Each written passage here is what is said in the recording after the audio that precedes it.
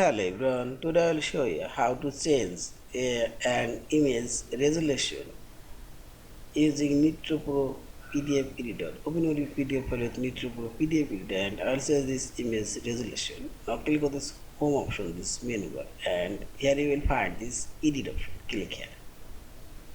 Now click on this image and select, and here you will find this format option.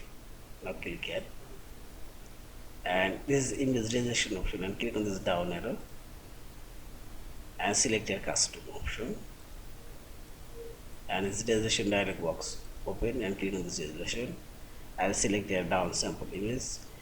You get increased image resolution between 1 and 141. I'll make it 96.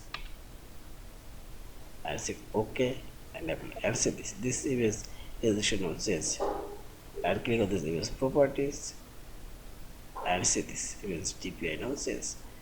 In this way you can change your image resolution on your PDF file, and finally select this file option, save or save as your PDF file. Thank you for watching. Please subscribe, like, share and comment.